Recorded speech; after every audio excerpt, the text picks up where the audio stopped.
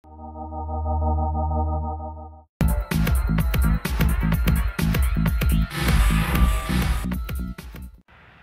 YouTube Wednesday!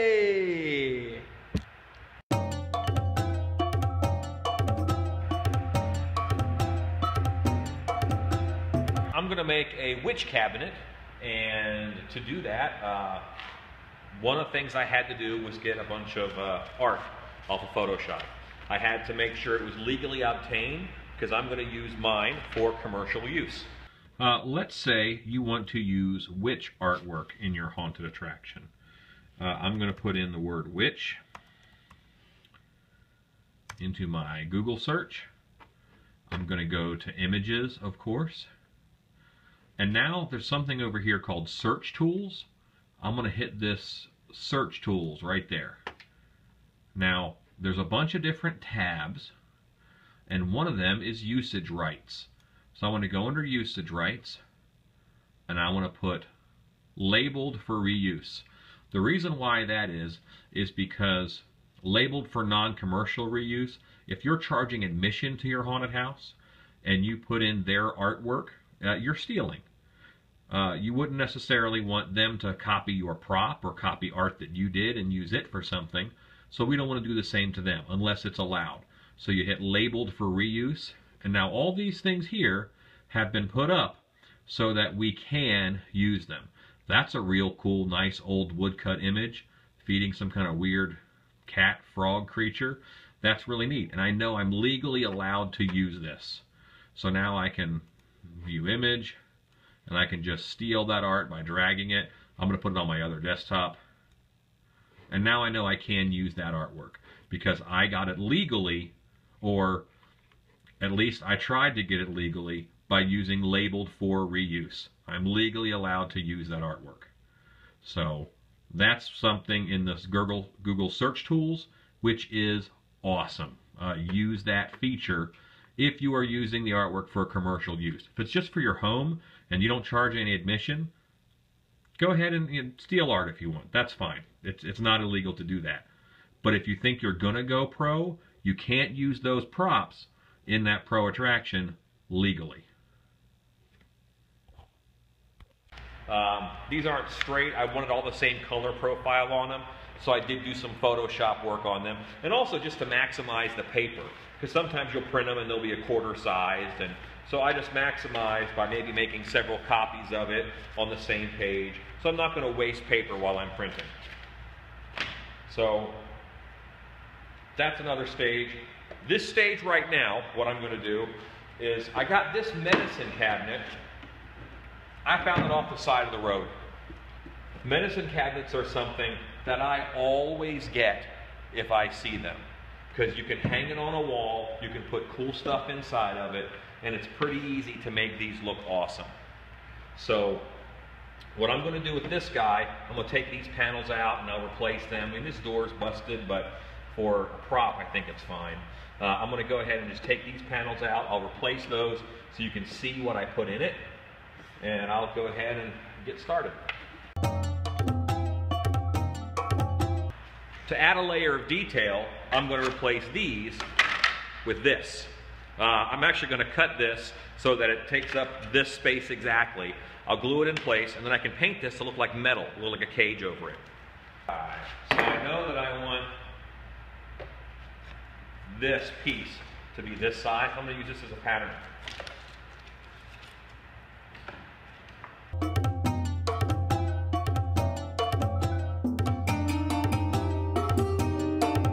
Perfect. Uno mas.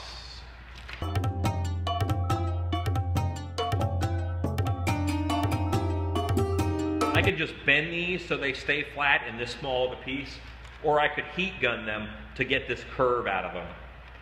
But I think just bending them will work just fine. It's not going to be under pressure, so I can just hot glue these into these frames and be good. So now my hot glue gun is hot, I'm just going to glue these in. These had an inset, so it's real easy to glue these in. If you're making something that has a hole, I fully understand that you guys won't be able to find exactly this model in the garbage and do this. I'm just showing you guys a technique. And you guys can apply what I'm about to do to almost anything. So just look at the techniques that I'm doing and some of the concepts and go from there.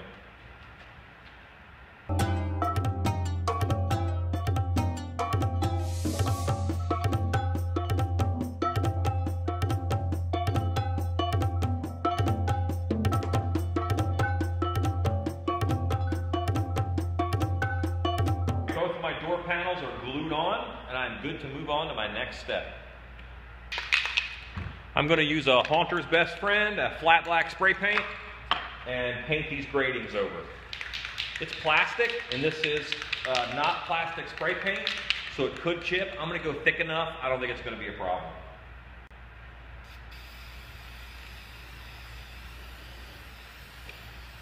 And I'm not worried about getting any on the cabinet because of what I'm going to do to it.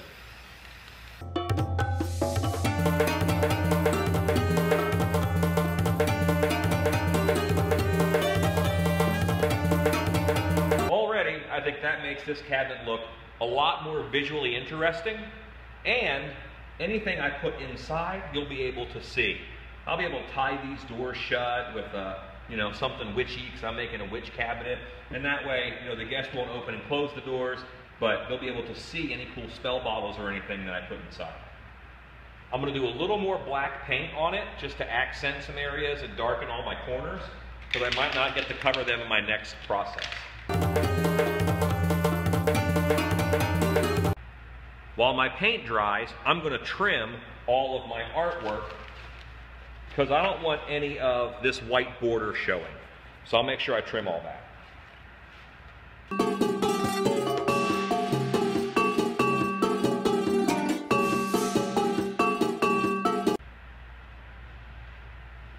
Alright, so now I have all of my trimmed artwork, I have my cabinet, all my paint is nice and dry, I have a razor blade, I have spray adhesive.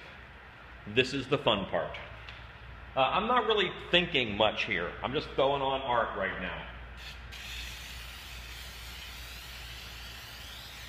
I'm going to get this whole side good and sticky with spray adhesive, even the back, about 3 or 4 inches on the back. That way if I need to fold over, I can. Take a cool piece of art, I'm going to crumple it up.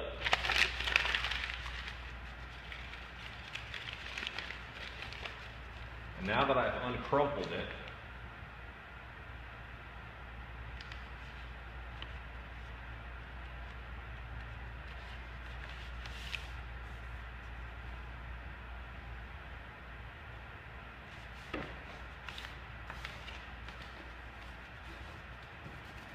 I'm just going to go around the corner just like that. I am going to make sure that I can go around this corner, so I'll hit this edge with spray adhesive.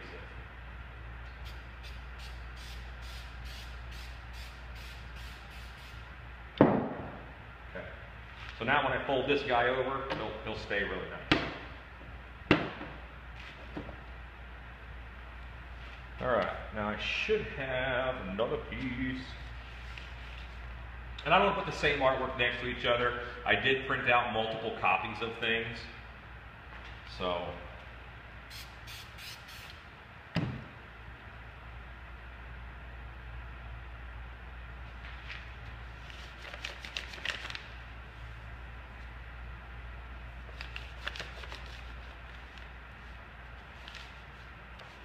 Now the base layers, it's not as important to crumple because you're going to get good texture on them.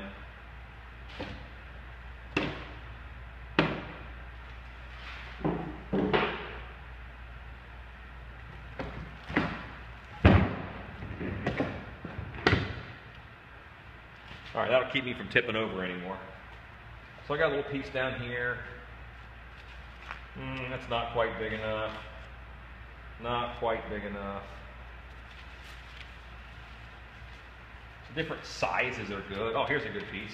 I'll have to put some up here.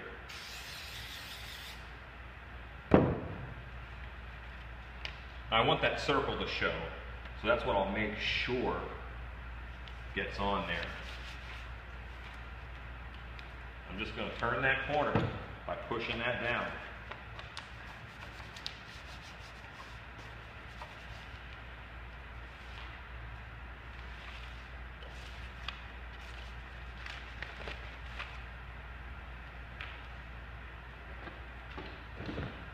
In the back here, just going to cut that with the razor blade so that I can fold it over.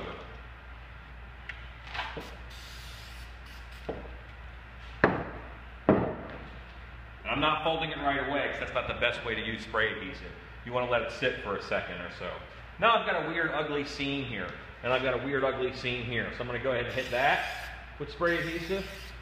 And now I can take a smaller piece like one of these, crumple it up, uncrumple it, and just put it over this seam. That adds a little bit of texture. And that breaks up those weird seams between the art and makes us feel just a little more, wow, all one piece.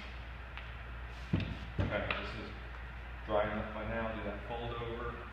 To go around to the front.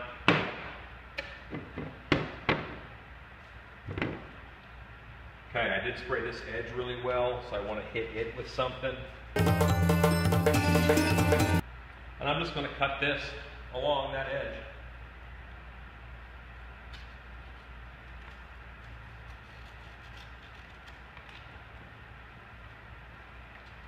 Now I can go down this whole edge.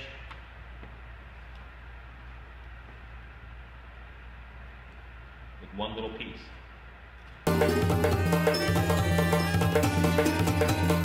Have a good sharp razor blade. It makes this a lot easier. So there you can kind of see what one side of this looks like. I'm going to end up doing this whole cabinet. I did say I'm going to have a nice centerpiece that I can display right here. So I saved one piece of art that's going to stay big. And once I get this done, I'm going to put this right here, and that'll kind of be a centerpiece of the cabinet. But I'm going to set that to the side for now. So that's kind of my method.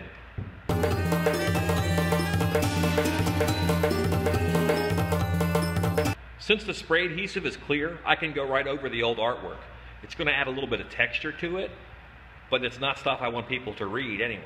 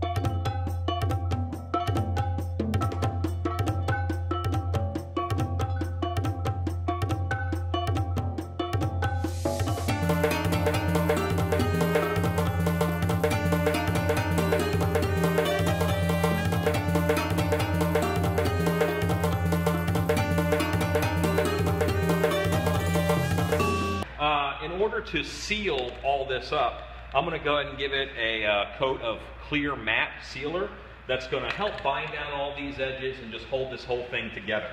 I'll probably do 2 or 3 coats of this. I'll only show myself doing 1 coat, but you get the idea.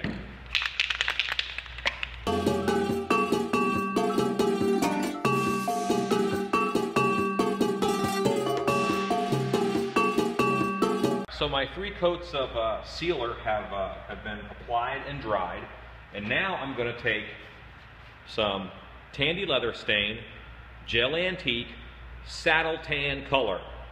A lot of people ask me about this. I use this stuff all the time. I always get the big bottles. It comes in smaller bottles, and a little bit of water. How I know how much is I just put water in until I run it on the sides, and when it comes off, it's a little bit translucent. I'm using the side of the cup as my gauge. I'm going to hit all these corners. I'm hitting all of the corners back here. Okay.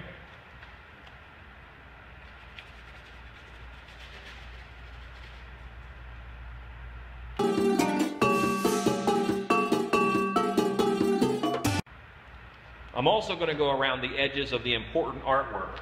Like this piece here, I want it to stand out. I'm going to go ahead and frame it a bit.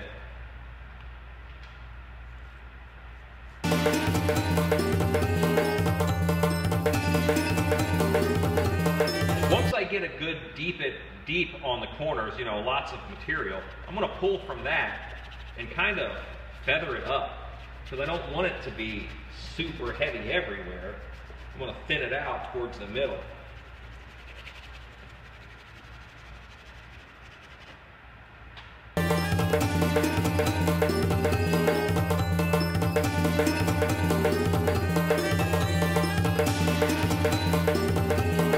What I want to do now is I'm going to dry brush these so that the metal grating stands out. I want that to look nice too.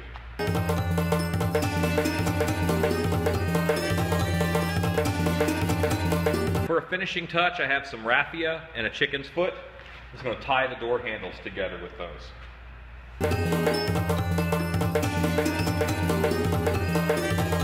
Here's the finished witch cabinet. I would, of course, put a human skull down here. Put some of your witch jars and bottles in there. You know, colorful things that are going to pop and stand out. Candles, cool witchy stuff. But now I can hang this on the wall of my haunt, and it's going to add a lot of detail to that little area. I'm pretty happy with it. If I really want this to live a long, long time, I can then paint polyurethane over this whole thing. That's really going to hold all this paper down. It's really going to keep it all together. So a coat or two of polyurethane over top of everything will really seal this up. But that is a witch cabinet.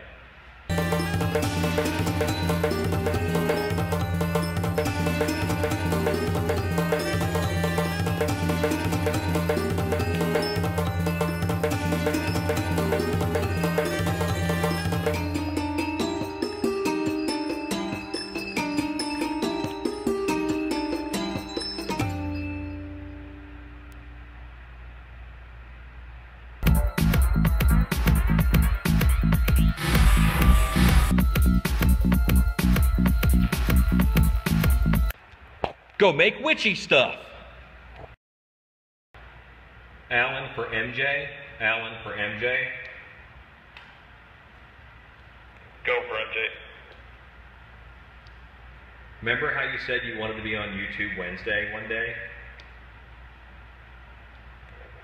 Yes. I have a very cool project for you. Come on to the paint room. YouTube Wednesday project? Go hang this up.